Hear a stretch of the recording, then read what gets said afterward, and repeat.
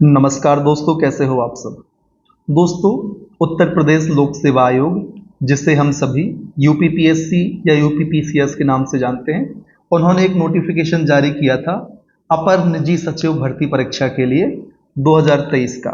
ठीक, आपको ध्यान रखना है, जिसके फॉर्म भरना शुरू हुए थे 19 सितंबर 2023 से। कब तक भरे जाएंगे? 19 अक्टूबर 2023 तक। जो उत्तर प्रदेश के विद्यार्थी हैं वे तो इस बात को भली भांति जानते होंगे। मैं अदर स्टेट के अभ्यर्थियों के लिए इस नोटिफिकेशन से अवगत कराने के लिए इस वीडियो को बना रहा हूं।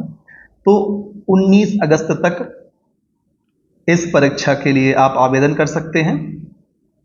पद किस प्रकार के हैं दोस्तों? जो निज सचिव वाले पद होते हैं उनमें योग्यता के रूप में स्टेनो को मांगा जाता है। हम चर्चा कर लेते हैं कि क्या आवेदन शुल्क रहने वाला है। तो जनरल, आर्थिक रूप से कमजोर वर्ग और ओबीसी के लिए कुल 185 रुपये फीस लगेगी। चूंकि हम बात कर रहे हैं दूसरे राज्य के अभ्यर्थियों को ध्यान में रखकर, क्योंकि यूपी के विद्यार्थियों को इस बारे में सूचना भली भांति प्राप्त होगी। तो जो दूसरे स्टेट के अभ्यर्थी हैं वो जनरल से फाइट करते हैं, तो सारी चीज़ें उनके लिए जनरल के हिसाब की ही होंगी। तो जो फीस आपको लगनी है 185 रुपये लगनी है फॉर्म भरने की। इसके बाद हम चर्चा कर लेते हैं कि आखिर रिक्तियां कितनी हैं। दोस्तों, पदों की संख्या है 328, काफ़ी ज़्यादा पद हैं। और लेवल 8 की आपको इसमें सैलरी बननी है, जो कि जिसका पे बैंड है 47,600 से 1,51,100। मतलब आपका जो बेसिक पे शुरुआती बनेगा वो आपके लिए 47,600 रुपये बेसिक पे होगा। इसमें फिर आपके लिए डीए मिलेगा, एचआरए मिलेगा, ट्रैवलिंग अलाउंस, जो अदर अलाउंसेस होते हैं जो यूपी गवर्नमेंट देती है वे सभी मिलेंगे।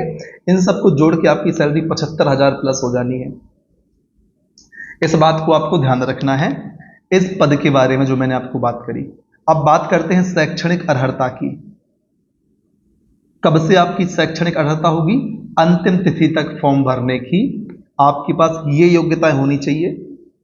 ध्यान रखें, अपर निजी सचिव उत्तर प्रदेश सचिवालय के लिए आपके पास पहली बात तो ग्रेजुएशन होनी चाहिए, 80 शब्द प्रति मिनट की स्टेनो, साथ ही साथ कंप्यूटर पर हिंदी टाइपिंग 25 शब्द प्रति मिनट की होनी चाहिए। इसके अलावा निम्नानुसार कंप्यूटर का ज्ञान होना चाहिए। क्या होना चाहिए? सर्टिफिकेट कोर्स होना चाहिए आपके पास NIELIT से इन कंप्यूटिंग, अथवा सरकारी संस्थान या सरकार द्वारा मान्यता प्राप्त किसी विश्वविद्यालय से ये समकक्ष पाठ्यक्रम, जैसे DCA PGDC कहते हैं, उनकी बात चल रही है। अधिमानी अर्हताओं की यदि हम बात करें तो आप यहां पर उनको देख सकते हैं। ठीक इसी प्रकार से दोस्तों आप अलग अलग योग्यताएं पढ़ सकते हैं। उत्तर प्रदेश लोक सेवा आयोग में जो अपर सचिव का पद है और उत्तर प्रदेश राजस्व परिषद में जो अपर सचिव का पद है। मैं विस्तार से इसलिए इन योग्यताओं को नहीं पढ़ रहा हूं क्योंकि वीडियो देखने वाला हर अभ्यर्थी इस क्षेत्र से संबंधित नहीं होगा। तो संबंधित व्यक्ति यहां पर इन योग्यताओं को पढ़ सकता है। और इस नोटिफिकेशन को मैं आपके लिए अपने टेलीग्राम चैनल पर साझा कर दूंगा, जिसकी लिंक आपको डिस्क्रिप्शन बॉक्स में मिल जाएगी।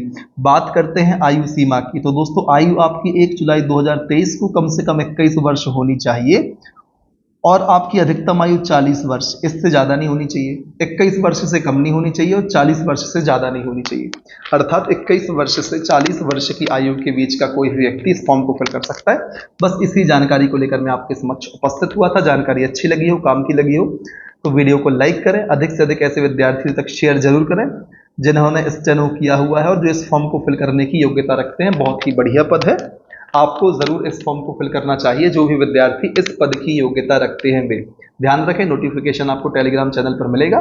टेलीग्राम चैनल को जरूर ज्वाइन करें, हमसे जुड़े रहें, लगातार मेहनत करते रहें। तब तक ना रुकें जब तक आपको आपका लक्ष्य प्राप्त नहीं होता। जय हिंद, वंदे मातरम।